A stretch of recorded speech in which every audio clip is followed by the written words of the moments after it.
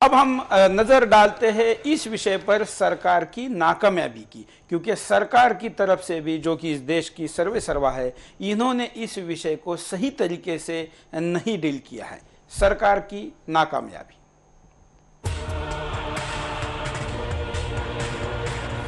सरकार की नाकामयाबी का खामियाजा देश के 77 सपूतों को चुकाना पड़ा। वो लाखों करोड़ों का रक्षा बजट रखने वाला देश शर्मसार हो गया। केंद्र की यूपीए 2 सरकार सत्ता में आते ही माओवादियों से बातचीत के लिए पलके बिछाई हुई थी। सैन्य बलों के बंदूक के टारगेट के सामने खड़े माओवादी को जब दिखा कि इस बंदूक वाले के पीछे की सरकार उसे आदेश नहीं दे रही है, तो पिछले कुछ महीनों का तथाकथित अघोषित शांति समस्या उपयोग माओवादियों ने सीमा पार से हथियारों का भंडार जमा करने के लिए किया और अपने संगठन को मजबूत किया। अपने टारगेट के और ज्यादा करीब जाके एकदम से धावा बोला और बातचीत की मेज सजा रही सरकार की ख्याली नींद तब टूटी। माओवादी पहले से ज्यादा खौफनाक, आधुनिक और निर्दयी हो गए हैं। 77 जवानों को खो देने के बाद भी सरकार इसे युद्ध मानकर सेना को मैदान में उतारने के लिए हिचकिचा रही है। प्रधानमंत्री जिस माओवाद को देश के लिए सबसे बड़ा खतरा बता रहे हैं, उस सबसे बड़े खतरे को वो युद्ध क्यों नहीं कहते? या माओवादियों के समर्थक मीडिया प्रचार के अभाव में वो देश के दुश्मन मानने वाले को अभी भी देश के गृह मंत्री नैतिक जिम्मेदारी ले रहे हैं, लेकिन माओवादियों का समर्थक ममता के साथ केंद्र की सत्ता में अनैतिक नहीं मानते। देश आज इस स्थिति में खड़ा है कि आपको इसे युद्ध मानकर कौन शत्रु और कौन मित्र ये तय करना होगा। राजनीति और देश एक साथ नहीं चल रहा, तो देश चलाना तो प्राथमिकता है ही, ऐसा मानकर राजनीति छोड़नी चाहिए। गृह मंत्री प्रामाणिक प्रयास करते हुए दिख रहे हैं, लेकिन उनकी पार्टी छत्तीसगढ़ में राष्ट्रपति शासन की बात कर रही है और अन्य नक्सल प्रभावित राज्यों की तुलना में केंद्र को सबसे ज्यादा सहयोग देने वाले मुख्यमंत्री को निशाना बना रही है। अर्थात प्रधानमंत्री महंगाई के मोर्चे पर विफल होते तो शायद देश देख भी पाता, लेकिन चंद बंदूकधारियों के सामने तिरंगे को झुकता हुआ कदापि नहीं सहेगा और ये पराजय केवल दृढ़ इच्छा शक्ति और इरादे के अभाव के कारण है, तो वो उस वीर परंपरा को भी अपमानित करेगा जिसे गुरु गोविंद सिंह और शिवाजी महाराज ने बलाढ्य से मुगलों को पराजित किया था।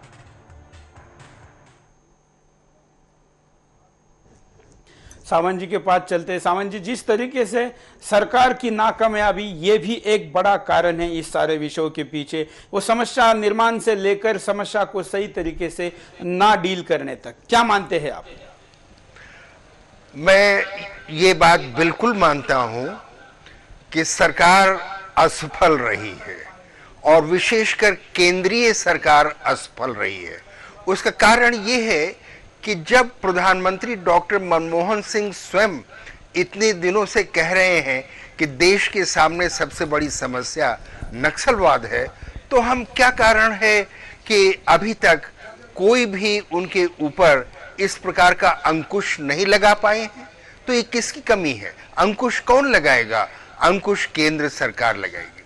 और जहां तक राज्य सरकार की बात है, छत्तीसगढ़ रमन सिंह जी जो हैं वो सबसे प्रभावी मुख्यमंत्री आतंकवाद से और नक्सलवाद से जूझने में है। उन्होंने केंद्र को पूरा समर्थन दिया है, इसलिए उनके ऊपर उंगली उठाना ये अपने आप में अपनी निर्बलता को दिखाना है। अभी ये हमारे 76 जवान वीर गति को प्राप्त हुए, इसका हम उनकी सराहना भी करते हैं, दुख भी प्रकट करते हैं और आज आरंभ में मौन भी रखा हमने। किंतु मैं ये कहना चाहूंगा कि जो ये असफलता है वो तालमेल की कमी के कारण है। अब आप देखिए, दंतेवाड़ा में भी जो स्थानीय पुलिस है उसका एक हेड कांस्टेबल केंद्रीय रिजर्व पुलिस के साथ जरूर था, किंतु कहां पर नक्सलवादी हैं, कहां पर सुरंगें बिछाई गई हैं, कहां पर बूबी ट्रैप्स लगे हैं और मार्ग कहां से कहां जाता है। एक मार्ग पर 2 बार नहीं जाना चाहिए, वरना घात लगाकर आक्रमण हो जाता है। तो यहां वही हुआ, उसी मार्ग पर 2 बार ये काफिला गया और इसीलिए घात लगाकर नक्सलियों ने आक्रमण कर दिया। तो यहां पर स्थानीय पुलिस, केंद्रीय रिजर्व पुलिस बल के बीच तालमेल की कमी थी।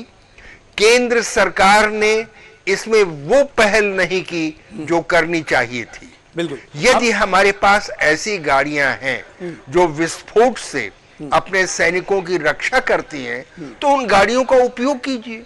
उनको गैराज में रखने से क्या लाभ है? बिल्कुल।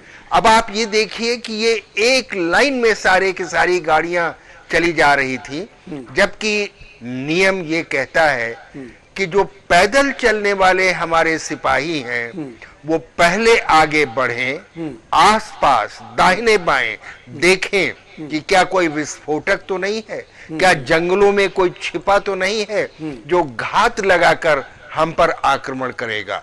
ऐसा नहीं हुआ। इसलिए मैं इसको प्रशिक्षण की भी कमी मानता हूं। और यद्यपि सशस्त्र सेनाओं में, विशेषकर थल सेना में ऐसे स्कूल हैं जहां पर हम जंगल वॉरफेयर सिखाते हैं। देखिए, जंगल से घबराना नहीं चाहिए। हम सबसे पहले प्रशिक्षण में कहते हैं कि सिपाहियों, जंगल हमारा मित्र है, जंगल हमारा शत्रु नहीं है। हम जंगल से लाभ उठाएंगे और उसमें जो आतंकवादी छिपे हैं उनको हम नेस्त नाबूद कर देंगे, मटिया मेट कर देंगे। बिल्कुल। हमें क्या जो खाने की कमी मुद्दा उठाया है, नहीं, जंगल की उपज इतनी है कि हम वहां रहेंगे। बिल्कुल। सावंत जी, आपने जो तालमेल का मुद्दा उठाया उस मुद्दे पर भी आएंगे, लेकिन एक ब्रेक लेते और ब्रेक के पहले इस कार्यक्रम का जैसा अपना नियम है, अपन देखते हैं कि एसएमएस की स्थिति क्या है। साकेत। जी सुरेश जी, जैसे जैसे प्रोग्राम आगे बढ़ रहा है लोगों के मैसेज एसएमएस भी आने शुरू हो गए हैं। और अगर हम बात करें आज के सवाल की, जो हमारा सवाल है कि क्या नक्सलवाद को युद्ध मान लेना चाहिए, 48% लोग ये मानते हैं कि हाँ, नक्सलवाद को युद्ध मान लेना चाहिए। लेकिन अभी भी एक बड़ा तबका 52% लोग ये मानते हैं कि नहीं, नक्सलवाद को युद्ध नहीं मानना चाहिए। माओवाद से प्रेरणा लेकर इस देश को अपना शत्रु मानने वालों के विषय में देश की रणनीति क्या हो, सरकार की सोच क्या हो, समाज इस दिशा में क्या सोचे, ये आज हम इस कार्यक्रम से आपको पूछ रहे हैं। और आज हम आपको इस कार्यक्रम में हमारे साथ ब्रिगेडियर चित्तरंजन सावंत जी भी जुड़े हुए। सावंत जी, आपने कार्यक्रम के दौरान देखा कि लोगों का क्या भाव है। लोग तो पीएम को बदलने तक की बात कर रहे हैं, और जो आपने शुरू में कहा था सरकार के खिलाफ एक तरीके से रोष समाज में है, क्या कहेंगे? चौहान की जी, पहली बात तो मैं आपको और सुदर्शन टीवी को बधाई देना चाहूंगा कि आपने जनमत में परिवर्तन उत्पन्न किया है और देश के लिए अब उन्होंने बोलना शुरू किया है। ये बात बिल्कुल सही है कि सरकार में परिवर्तन लाने की आवश्यकता है, क्योंकि हमारे प्रधानमंत्री, मैं व्यक्तिगत रूप से उनके विरुद्ध नहीं कह रहा हूं, लेकिन ये अवश्य कहूंगा कि उनमें निश्चय की कमी है। और मैं आपको एक बार महाभारत ले चलना चाहूंगा, जहां जब अर्जुन ने युद्ध करना स्वीकार कर दिया था तो योगेश्वर श्री कृष्ण ने कहा कि अर्जुन, या तो तुम युद्ध में मारे जाओगे तब तुम्हें स्वर्ग मिलेगा, और यदि जीतोगे तो पृथ्वी का भोग करोगे। इसलिए हे कुंती पुत्र, उठो और ये कहा, युद्धाय कृत निश्चय, निश्चय के साथ युद्ध करो। जिस सेना में, जिस सेनापति में, जिस प्रधानमंत्री में, जिस मंत्री में निश्चय की कमी है, वो कभी भी आम आदमी को नेतृत्व नहीं प्रदान कर सकता। आज हमारे नेताओं में नक्सलवाद से जूझने में निश्चय की कमी है।